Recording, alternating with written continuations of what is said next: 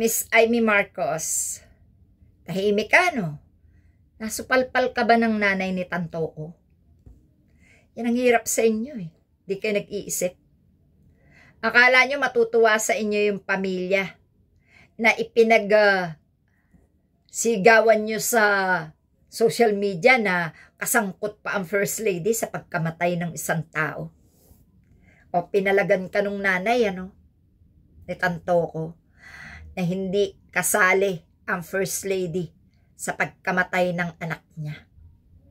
Sino ngayon ang kahiya-hiya? Kasi huwag kayong ganyan, no? Dahil lang galit kayo sa First Lady, lahat na lamang ng nangyayari, ikakabit nyo yung kanyang pangalan.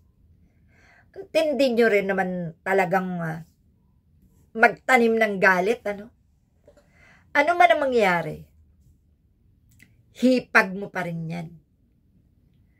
Kilala ng buong mundo na maghipag kayo. Ang kahihiyan niya, kahihiyan mo rin. Kapatid mo ang presidente, lahat ng kahiyang sasabihin mo sa iyong kapatid ay tumatama rin sa'yo.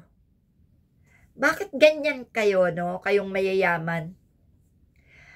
Pag pala sobra ang inyong kayamanan sagad-sagad din ang inyong interes sa kapangyarihan. Dapat sa inyo may sariling mundo. Dapat sa inyo may sariling bansa. Dapat sa inyo doon sa lugar na kayo-kayo lang ang makakahawa ng mga pag-uugali nyo. Dapat doon kayo sa lugar na kayo-kayo lang ang kilala.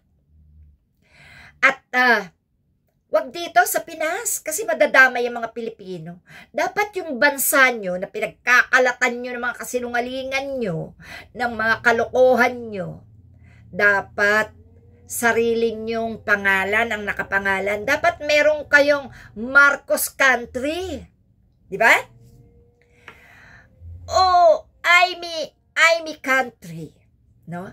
Love your country, Amy. Oh, dapat ganon, Wag dito sa Pilipinas. Kasi nadadamay kami sa kahihiyan na dinudulot nyo kasi kilala kayong mga Marcos. Kilala kayong Marcos. At Marcos ang presidente. Pag Marcos ang presidente at pinapahiya ng kapwa Marcos, damay-damay lahat. Diba? Sasabihin ng mga ibang nasyon, uy, yung presidente Marcos, binababoy ng kapatid niya, Marcos din. Baka naman pati mga Pilipino, baboy din sa kanilang relatives.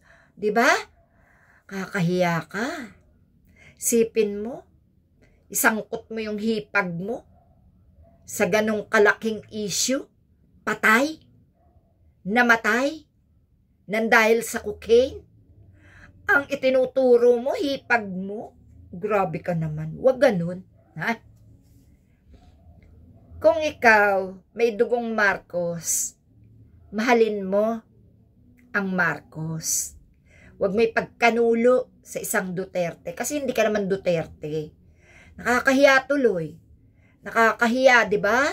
Na sinupalpal ka nung nanay. O ngayon, tahimik kayo, no? Yan si Sara Duterte naman, anong sabi? Na kahit daw mapatalsik nila si President Bongbong Marcos, hindi na rin makakauwi yung tatay niya. Buti alam niya, no?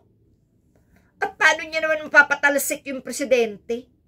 Bakit? Inaakala niya makakaupo siya kung mapatalsik niya ang presidente. Kakahiya ka, Sara. Masyado ka assuming. Hindi na talaga makakauwi yung tatay mo. At susunod ka na dyan, kasama ni Bato de la Rosa at Tibongo. Totoo yan. Kaya, huwag ka na mangarap na mapatalsik mo pa ang presidente. Hindi mo kakayanin. Dahil ang presidente, inaalagaan na ng mga Pilipino na ang iba ay dati nyong kaalyado. No? Kaya, wala na. Huwag ka na umasa. Harapin mo na lang yung impeachment mo. Harapin mo na lang ang ICC or ang Interpolice kapag ikaw ay hinanap. So, yan na lang ma-advise ko sa'yo. Huwag nang aasa na ang tatay mo ay makakauwi pa. No? at hindi na maaasahan na si Marcos ay mapatalsik mo pa. Hanggang 2028, magdusa ka. Kung hindi ka umabot ng 2028 at kunin ka ng dahig at ICC, ilagay ka sa dahig ng ICC, aba edi good luck. Kung ma-impeach ka pa, edi lalong good luck. O ano, maduduwag ka pa bang humarap sa impeachment? Lahat kinukutata mo pero yung sasagot ka lang sa mga tanong sa'yo, hindi mo magawa. O yan yung hindi maganda sa'yo. Vice President ka pa naman kuno. Pero lihis na lihis sa mga katanungan sa'yo, sa mga ikinakaso sa'yo, ang kasagutan mo. Iba-iba? Kayo ang nagliligaw ng issue, no? Para sa impeachment mo. Kung ano-ano ang iyong pinalalabas, ang iyong kinukutata, kesyo, hindi na mapapauwi ang tatay mo kahit mapatalsik pa ang bangag na presidente. Wow ha? Bakit? Sure ka ba na ikaw hindi nagiging bangag? Wow. Okay. Sige. Goodbye. Mag-isip ka ha? Galingan mo pa. Ang paninira at ang pagpaplano at ang pag-a-assume na ikaw ay magpapatuloy sa pagiging politika dito sa gobyernong ito. No? Politiko. Yan. Huwag ka na mag-assume. Magiging politiko ka pa at makakaupong muli sa gobyernong ito. Okay? Sige. Salamat mga kapatid. Salamat po.